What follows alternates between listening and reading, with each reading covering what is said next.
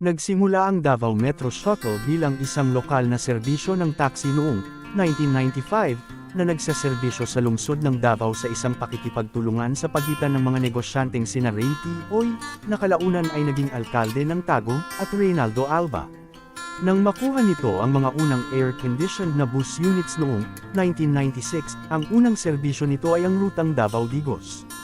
Noong 1998, sinimulan ng kumpanya ang serbisyo sa rutang Davao-Tagum matapos bumili ng 20 non-aircon na bus units.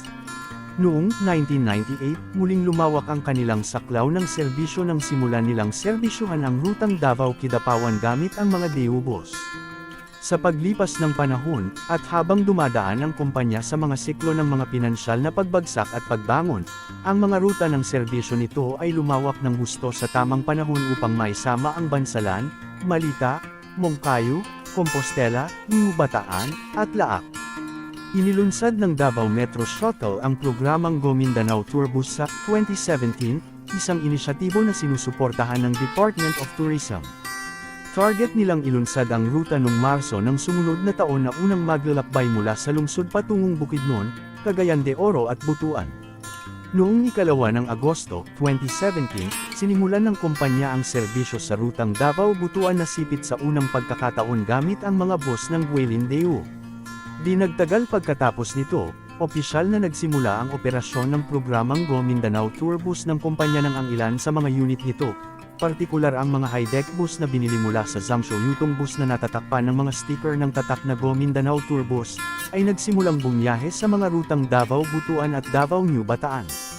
Noong ika-8 ng Nobyembre, 2018, ang kumpanya, sa ilalim ng subsidiary brand nitong Go Mindanao Tourbus, ay nagsimulang bumiyahe sa rutang Butuan-Bislig gamit ang mga bagong nakuha na Golden Dragon Luxury Bus, na siyang unang pagkakataon na, bagamat ang kumpanya ay may pangalan ng lungsod at ng rehiyon kung saan ito pangunahing pinaglilangkuran at pinagbabasehan, ang kumpanya ay ganap na nagsilbi sa labas ng mga pangunahing lugar ng operasyon nito.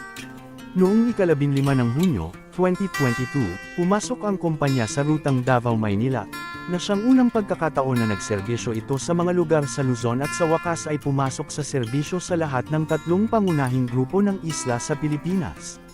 Muling lumawak ang sakop ng serbisyo nito sa loob ng rehiyon ng Davao noong Hulyo, 2023, nang pumasok ang kumpanya sa rutang Davao-Compostela-Catiel-Boston na may kabuuang 18 bus na bumibiyahe vice versa.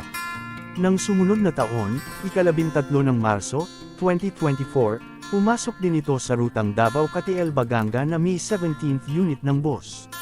Sa kabila ng pangalan nito, ang Davao Metro Shuttle ay hindi lamang nagsisilbi sa lugar ng Metro Davao. Ang kumpanya ay nagpapatakbo rin ng mga ruta sa iba pang bahagi ng Mindanao, Visayas at Luzon. Kung mahilig ka sa mga ganitong content, pa-follow na sa aking page. Salamat!